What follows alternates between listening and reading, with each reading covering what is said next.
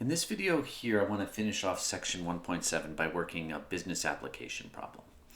And so here's the problem. A company determines that its total cost in thousands of dollars. So this cost function is in thousands of dollars. So what that means is if you were to say C of X is equal to 5, that means $5,000. Okay. For producing X chairs is given as C of X is equal to the square root of 5X squared plus 60. Okay. And it plans to boost production T months from now according to the function X of T. So now the number of chairs it's producing is now a function of time, where the T variable is the number of months, is equal to, so you see here it's just 20T plus 40. So how fast will cost be rising? So how fast will the cost function be changing 4 months from now? So what we're looking at here is we want to find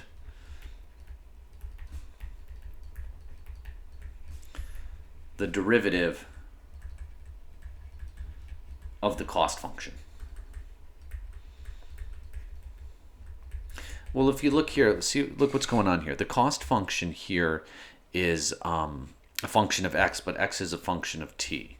Okay, so what we want to do is we want to find C prime, okay, and plug in T is equal to 4. Okay, that's what we want to do here. All right, so I'm going to go to the next slide so we get a little bit more room here. Okay, so we see C of X is equal to the square root of 5X squared plus 60. And X is a function of T, which is equal to 20T plus 40.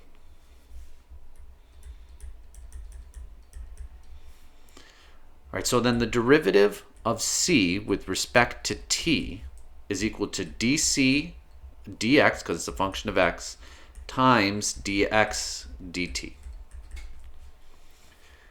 All right, well this here, okay, think about this instead of the square root. If it helps seeing this, this is 5x squared plus 60 to the 1/2 power.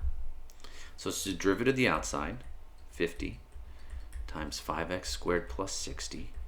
1/2 minus 1, so it gives me minus 1/2, times the derivative of the inside, so this becomes 10x, times dx dt. Well, dx dt, this is really easy, right? So the derivative of this is just 20.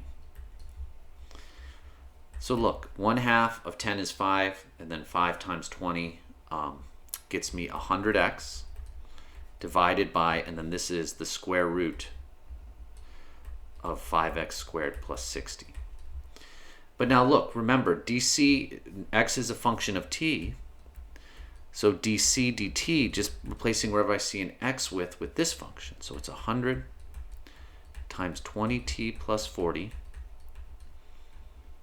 all divided by the square root of 5, and then now remember, I'm replacing x with 20t plus 40 squared plus 60. All right, so then now what's the last step here? This is just the rate of change of the cost function with respect to time. So what we're going to do is we're going to evaluate this when t is equal to 4, because it says 4 months from now. So this is 100 times 20 times 4 plus 40, all divided by the square root of 5 times 20 times 4 plus 40 squared plus 60. It's a little bit hard here. Okay, you would use your calculator for this. So I've worked this out ahead of time. So when you sub 4 into this here, you end up getting 44.7. So what we're seeing here is costs will be rising, because that's what it's asking. How fast will the cost be rising?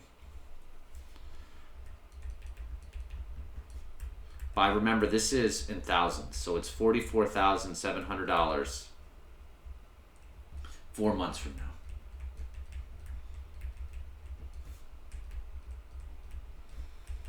So really, it's just the same methods we've been learning previously.